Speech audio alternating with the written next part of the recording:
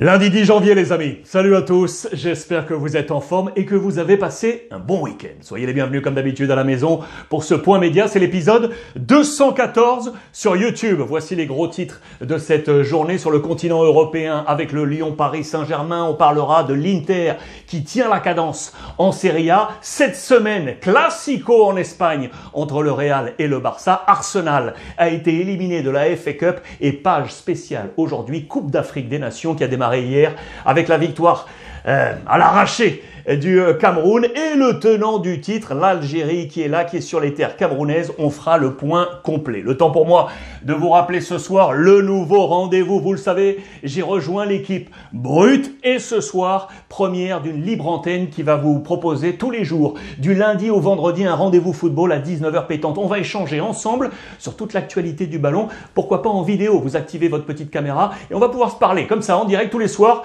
1h du lundi au vendredi. Ce soir, on va parler Coupe d'Afrique des Nations et on va parler Mercato. Téléchargez l'application Brut Live, elle est gratuite sur l'App Store, elle arrivera bientôt sur Android, je vous l'ai dit. Vous suivez ma page et on se retrouve ce soir à 19h pétante, ça on va se régaler. L'actualité donc avec l'Angleterre et l'élimination d'Arsenal, 3e tour de FA Cup face à la formation de Championship. Nottingham Forest, but à la 83e minute de Lewis Graban. C'est lui, Grab, qui est ici avec sa barbe. La peine de Mikel Arteta, le coach. Et regardez toujours les jeux de mots, la une du Mirror. Arsenal a semblé jouer comme le Real Madrid, car Arsenal était tout en blanc, ça c'est pour la forme, mais dans le fond, Arsenal a ressemblé à une équipe de pub. Regardez comme c'est dur ça. À la une de la presse, élimination, bravo à la formation de Championship qui va retrouver Leicester pour le 4e tour de cette FA Cup. L'autre information, elle concerne Liverpool. Liverpool s'est qualifié, victoire facile face à Shrewsbury, victoire 4-1, mais en marge. Ça a été difficile pour Jürgen Klopp. Il a dû faire jouer ses petits, ses gamins, des Gordon, des Waltman, des Morton, des noms que vous ne connaissez pas, mais l'avenir peut-être de Liverpool. Et pourquoi? Il y avait certes déjà les blessés, les absents partis à la CAN avec Salah, Mané ou encore Keita, mais et surtout, et c'est là que Klopp a pointé du doigt un gros problème par rapport au Covid, voilà l'Omicron bien entendu. On nous a parlé de vrais faux tests positifs. Faites le point et regardez tout ça sur l'ensemble des réseaux sociaux. En tout cas, ça a empêché l'ami de Jürgen Klopp de pouvoir compter sur l'ensemble de son effectif. Pour autant, on est passé et on retrouvera Cardiff, 4e tour de FA Cup pour la formation de Liverpool. On file en Espagne cette semaine, classico les amis. Real Madrid-Barça, oui, Super Coupe d'Espagne et ça se joue à Riyad. De la presse madrilène et de la presse catalane, on nous parle de deux mondes parce que là, incarné par Vinicius et par Dembélé, on n'est pas du tout sur les mêmes cadences. Le Real Madrid cartonne, leader du championnat avec un super Vinicius. Le Barça est à la peine avec un Dembélé qui suscite énormément d'interrogations. Les deux mondes face à face pour cette super coupe. Grosse pression pour le coach Xavi, bien évidemment, qui veut, fort de cette super coupe, aller sur 3 points importants. Il veut gagner son premier titre avec le Barça. Il en a 7 remportés au Qatar, vous le savez. Il veut son 8e, le premier avec le Barça. Il veut rompre la malédiction Real Madrid. On reste sur 4 classicos perdus face au Real. Et il veut marquer un point d'inflexion en s'imposant face à Ancelotti pour changer peut-être de dynamique. Regardez, c'est dans les pages intérieures de Sport. Le premier grand défi de l'ère Xavi, vous l'aurez compris. C'est ultra attendu dans l'attente de son 8e titre et donc pour ce point d'inflexion pour lui. Aïe, parce qu'attention, il va avoir un problème en défense. Le défenseur Eric Garcia est tombé. Lui qui avait un poilu des difficultés en début de saison pour trouver sa cadence et qui était en train de trouver sa place en défense centrale, il s'est blessé lors du dernier match. 5 semaines d'absence les amis, 5 semaines d'absence pour Eric Garcia. C'est un gros coup dur. Regardez, la mauvaise série en défense continue pour le FC Barcelone. L'ensemble des blessés, ils sont là. 16 blessures déjà depuis le début du championnat et 6 cas Covid positifs, tous en défense. Ça a été compliqué pour le FC Barcelone. Le Barça qui cherche, vous le savez, en même temps a toujours trouvé la bonne formule. Ferran Torres. Explication. Torres est arrivé en provenance de Manchester City, mais il n'est toujours pas inscrit. Vous connaissez le problème. Le Barça doit baisser sa masse salariale pour pouvoir inscrire Ferran Torres et on est en train de chercher la bonne formule. On a déjà trouvé une solution. On a fait partir Coutinho, direction Steven Gerrard avec Aston Villa. Il est arrivé avec un poil de retard avec tout ce qui était protocole autour de la Covid et du coup il est aujourd'hui du côté de Birmingham pour trouver l'accord, signer et donc faire baisser la masse salariale puisqu'Aston Villa va prendre une partie pourcentage des émoluments du père Coutinho. Quid de Luc de Jong, lui aussi était amené à partir pour baisser cette masse salariale, mais Luc de Jong est en train de devenir le seul véritable potentiel offensif du Barça. Memphis Depay ne marque plus et Luc est en train de prendre les dessus. On l'avait annoncé comme partant, souvenez-vous, du côté de Cadiz. Lui, semble-t-il, ne veut pas y aller. Et si départ il y a veut retourner chez lui aux Pays-Bas, c'est une affaire à suivre. En attendant, il semblerait bien que Luc de Jong pourrait rester côté FC Barcelone. Xavi, lui, vous le savez, voulait Morata. Mais aujourd'hui, on nous dit que Morata serait freiné par la Juve, mais également, dans un second temps, par le Paris Saint-Germain. C'est un effet de billard à trois bandes. Pourquoi? Parce que la Juve, si on laisse partir Morata, Max Allegri voulait un attaquant et pourquoi pas Icardi de Paris, mais vu que le calendrier est dense pour le Paris Saint-Germain sur toutes les compétitions, on va peut-être garder Icardi et du coup fermer la porte d'Icardi à la Juve et donc fermer la porte de Morata direction le FC Barcelone. Affaire à suivre. Dest pourrait oui ou non sortir, là aussi c'est une affaire à suivre. Lui, Riqui Puig, je vous l'ai dit, l'homme du débat, l'homme qui n'arrive pas à trouver sa place ni chez Koeman, ni chez Sergi Barjuan, eh bien aujourd'hui il ne trouve pas sa place non plus sous l'ère Xavi. Attention au petit prodige du Barça qui est en train de perdre beaucoup de points depuis un petit moment. Conclusion avant cette super coupe dans les colonnes de As, le ballottage pour nos confrères est largement en faveur de Carlo Ancelotti. Vous le voyez, le Classico Pinta Blanco, il commence à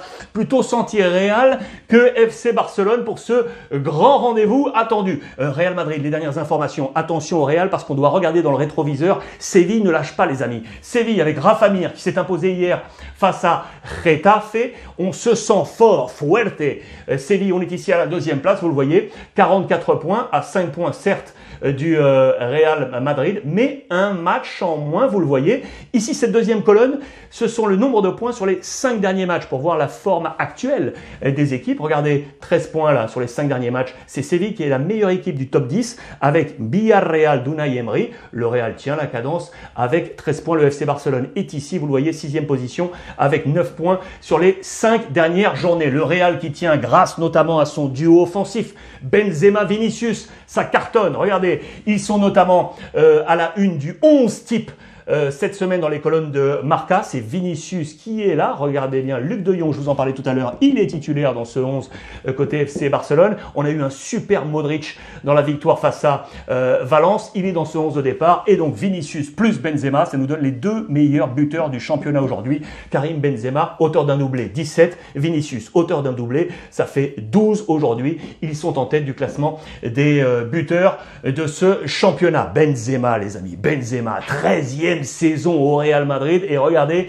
on dirait qu'il est tout jeune. Regardez sa cadence de but, il est déjà 25 buts inscrits cette saison, soit un but toutes les 95 minutes les amis. C'est sa meilleure cadence avec ici, saison 2015-2016, 92. Il peut, oui, s'asseoir à la table de Cristiano Ronaldo. Il est dans les top buts, bien évidemment, de l'histoire du Real Madrid. C'est un super Karim Benzema. Carlo Ancelotti qui pourrait également compter sur Asensio. C'est lui qui a pris les devants pour composer le trident Benzema-Vinicius. On avait une hésitation à droite, vous le savez, avec Rodrigo, Eden Hazard. Non, Asensio, depuis un petit moment, est en train de prendre l'ascendant. C'est lui qui s'inscrit dans les plans de Carlo Ancelotti. C'est lui qui devrait être dans le 11 de départ pour Riyad et affronter le FC Barcelone. On a en tête également la Ligue des Champions pour le Real Madrid face au Paris Saint-Germain. Regardez dans les colonnes de Marca. On a fait écho du match face à l'Olympique Lyonnais sur un but partout. Réaction de Paris qui a été menée 1-0 avec un Mbappé non buteur qui a trouvé le poteau. Un Paris leader, oui, mais qui concède beaucoup. C'est dans les colonnes de Marca et la une de l'équipe. Du coup, regardez, avec ce lion qui griffe et ce Paris qui se rebiffe. Ça a été compliqué pour le Paris Saint-Germain qui est au ralenti Kylian Mbappé ne marque pas. D'ailleurs, c'est la jeunesse de Paris qui est venue donner des solutions. Oui, les petits sortis du banc face à un super Paqueta côté olympique lyonnais. C'est la même recette qui marche à Paris en ce moment. Pas forcément sur le fond de jeu, mais sur un poil de chance et un poil de réaction de certaines individualités, une notion de caractère. Les jeunes, ils sont là. C'est Simons et Michu. C'est eux, en entrant, qui ont apporté de l'électricité sur le but de Kerrer. Un but partout. À noter dans les colonnes du Parisien aujourd'hui en France, c'est la 9e fois cette saison que le Paris Saint-Germain est mené en cours de rencontre. À 8 reprises, le Paris Saint-Germain a réussi soit à prendre le point du match nul, soit à s'imposer. La seule défaite, c'était face à Rennes, 1-0, et c'était début octobre pour le PSG. Voilà pour la petite statistique à noter dans les notes du match pour vous montrer les compositions. Côté Paris Saint-Germain, pas bonne note pour Dagba qui a pris un 3, Paredes ou Wijnaldum qui ont pris les 3 également, 4 pour Herrera ou encore Icardi. Bonne note pour Keylor Navas avec un 7. Et côté olympique lyonnais, c'est à noter. La mauvaise note, elle est pour le capitaine Dubois. Les bonnes notes avec des 7, c'est Guimarães et Paqueta. Et bien évidemment, comme je vous l'ai annoncé tout à l'heure, Paqueta qui serait sur les tablettes du Paris Saint-Germain de Leonardo pour la saison prochaine. Voilà pour ce point complet. Je vous emmène maintenant du côté de l'Italie. La CAN à venir dans un petit instant. L'Italie avec l'Inter qui tient la cadence. Les gros ont gagné. La une de la presse italienne avec le bon baiser de la défense de l'Inter. Skriniar qui est là. Victoire face à la Lazio. L'Inter est en tête. Regardez tout ça avec l'AC Milan qui tient la cadence. Et la mauvaise nouvelle du côté de la Juve. Un gros blessé. Vous allez voir ça. Le tableau il est ici. L'Inter 49 points plus 1 sur l'AC Milan. Napoli qui revient, on va en parler. Et la Juve qui est ici après une superbe victoire face à l'AS Roma. On va l'évoquer dans cette édition. La défense de l'Inter qui a réussi la bonne performance avec Bastoni et Skriniar, les deux buteurs, pour permettre à Simone Inzaghi de s'imposer et de maintenir la cadence. Ici, rappelez-vous, l'Inter avait 7 points de retard sur les leaders et puis on a grappillé pour remonter et avoir un point d'avance aujourd'hui, notamment sur l'AC Milan. On conserve ce point d'avance grâce à cette victoire face à la Lazio avec une superbe défense. Meilleur joueur Bastoni selon nos confrères de la Gazzetta dello Sport face à la Lazio. Milan maintient la cadence avec monsieur, regardez, Hernandez. Ici, Théo, capitaine dans ce match. Zlatan Ibrahimovic également buteur. Victoire 3-0 sur la pelouse de Venise. 3-0 sur la pelouse de Venise avec un petit nouveau côté Venise. Vous le savez, c'est Cuisance, le Français qui a débarqué du côté de Venise en provenance du Bayern Munich. C'était son premier match. Il était ici. Je voulais vous parler de Zlatan Ibrahimovic qui était buteur, qui a regardé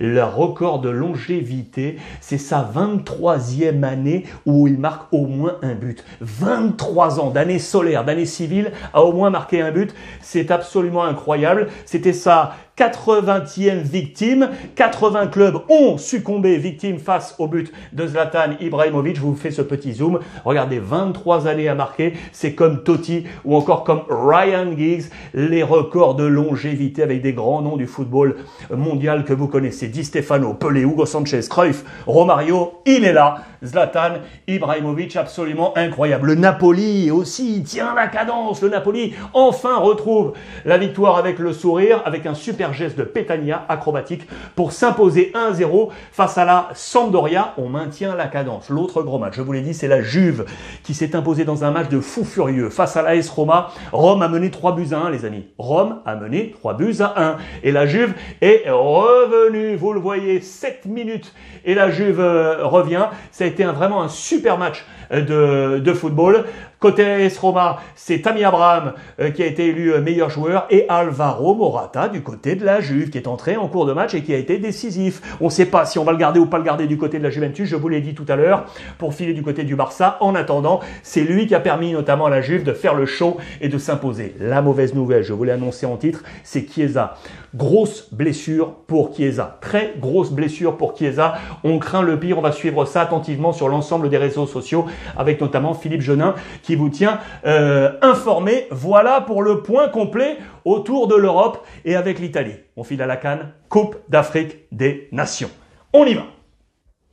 C'était hier le démarrage, la première journée de la Coupe d'Afrique des Nations, les amis. Comme tous les jours, je vous propose au cœur de cette revue de presse, une pastille spéciale CAN avec l'ensemble de la presse. Je vous ai mis aujourd'hui la presse camerounaise à juste titre parce qu'on a ouvert avec le pays hôte et l'Algérie, le tenant du titre, qui est là et qui est arrivé, ça y est, sur les terres camerounaises pour défendre son titre. Voici l'ensemble de la presse. On va ouvrir ces différentes colonnes et on va tout d'abord revenir sur cette très très belle cérémonie d'ouverture présidée par le président camerounais, monsieur Paul Biya, qui a ouvert cette 33e édition de la Coupe d'Afrique des Nations. C'était vraiment très très beau, une belle réussite de la part du Cameroun. C'était haut en couleur, l'ensemble des personnalités étaient là dans ce merveilleux stade Paul Biya d'Olembe à Yaoundé. Ils étaient près de 50 000, 48 000 spectateurs étaient là pour faire la fête. L'ensemble des délégations officielles des 24 pays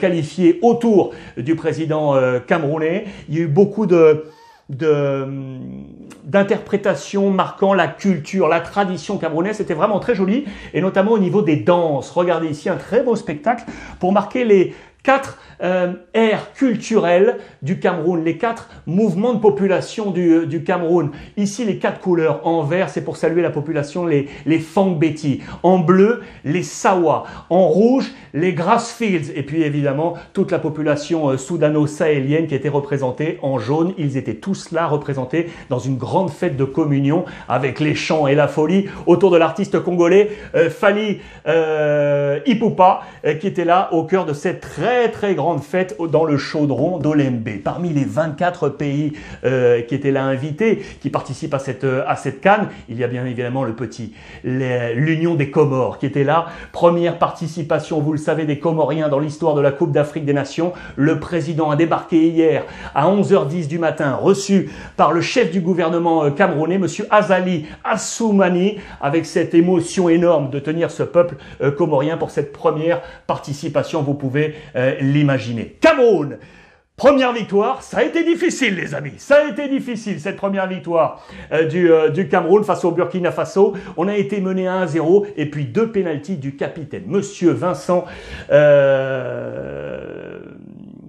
Aboubakar, qui était là, pardon, pour réussir à marquer j'étais en train de regarder ces 2-1 magnifiques, là, Vincent Aboubakar qui marque ces 2 pénaltys avec ce point rageur là de la victoire. Ça a été laborieux, ça a été sur le fil du rasoir, mais le Cameroun est passé. L'essentiel est fait, vous le voyez dans les pages intérieures. Nous avons su réagir, nous dit Tony, le coach, Antonio Conceição, le sélectionneur du Cameroun. Côté Burkina Faso, il nous a manqué peut-être un peu d'expérience. C'est l'entraîneur adjoint du Burkina, monsieur Firmin sans nom, qui l'annonce. Effectivement, les Burkinabés ont mené 1-0 dans ce match. Ils auraient pu s'imposer, mais non. Le capitaine, le Léon, le MVP de ce match était là pour faire inverser la tendance. Il est également regardé dans les colonnes des journaux belges. Regardez, Aboubakar, capitaine, renversant avec ce point de la réussite. Victoire du Cameroun pour bien lancer, je vous l'ai dit. Les Camerounais, pour moi, ne sont peut-être pas favoris, mais ils sont en embuscade derrière l'Algérie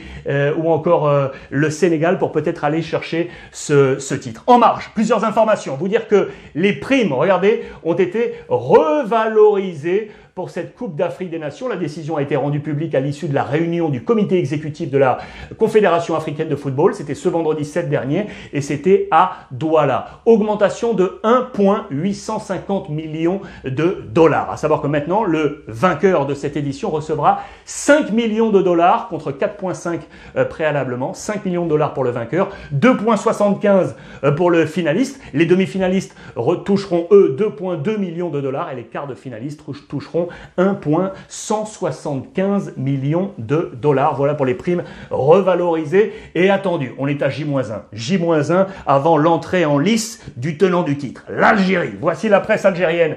Aujourd'hui, je salue mon petit copain Issam qui m'a envoyé tout ça avec notamment le buteur. Ça y est, les Verts affichent la couleur. C'était leur première séance d'entraînement avec le Captain Mahrez qui est là. Captain Mahrez qui est arrivé de Manchester City et qui est là, qui est prêt pour jouer retrouvé avec ses coéquipiers. C'était la première séance d'entraînement du côté de Douala à 15h hier. Ils sont ici retrouvés. On a du Sofiane Feghouli qui intègre le groupe également. On va savoir si oui ou non il sera titulaire dans les plans de Djamel Belmadi, le sélectionneur. Boudebouz qui nous explique pourquoi il a choisi la sélection algérienne. Lui qui avait déjà porté le maillot tricolore de l'équipe de France. On nous parle de Mahrez, je vous l'ai annoncé, regardez, qui est d'attaque pour la CAN.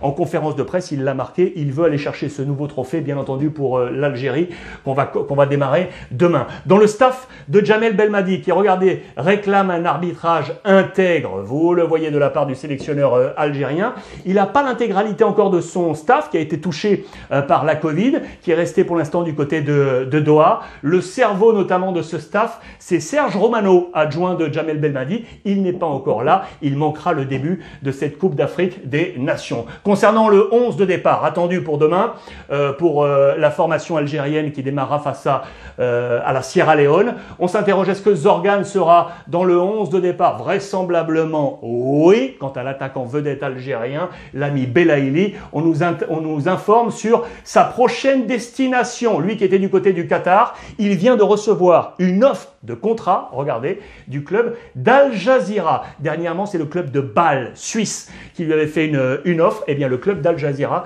vient de lui faire une proposition. On parle de contrat de 2 ans et demi pour 5,4 millions de dollars. Sachez que l'agent et conseiller de Belaïli n'est autre que son père. Il arrive là du côté du Cameroun pour faire le point avec son fils avant l'ouverture et le premier match de l'Algérie dans cette Coupe d'Afrique des Nations. Ces matchs très attendus avec également au programme le Sénégal qui pour moi est l'un des favoris de cette compétition face au Zimbabwe pour les retrouvailles. Le coach Aliou Cissé était en conférence de presse, bien évidemment. Match très attendu. Guinée-Malawi également au programme. À noter, côté sénégalais, le couac, le hic, c'est l'absence du gardien. Vous le savez, l'ami Edouard Mendy, le gardien de Chelsea, touché par la Covid, positif coronavirus. Il ne pourra donc pas jouer ce premier match attendu pour les Sénégalais. Les deux autres affiches également attendues en marge de celle-ci, c'est donc Maroc-Ghana, ça étincelle en vue, on va se régaler dans cette rencontre, et les Comores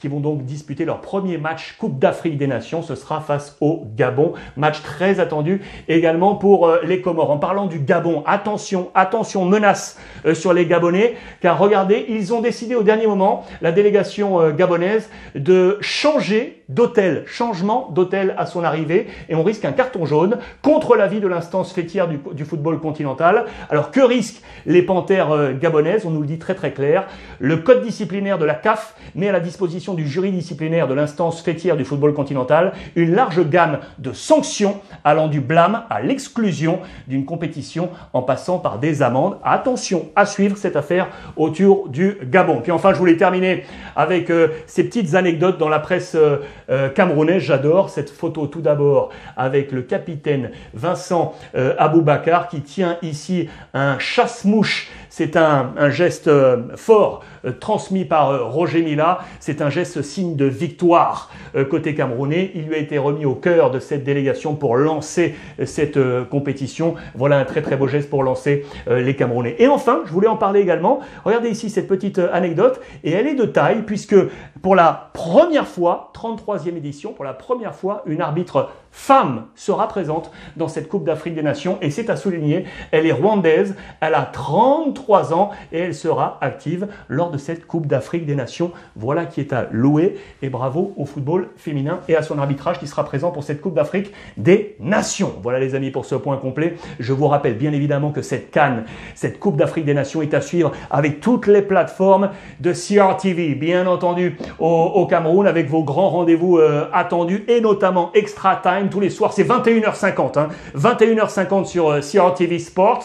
La rediffusion est sur CRTV Premium à 1h15 du matin. Vous pouvez d'ailleurs y retrouver mes rubriques. Et puis vous retrouvez toutes les rediffusions sur l'ensemble des plateformes de CRTV sur le digital. Nous, on se retrouve comme d'habitude sur YouTube.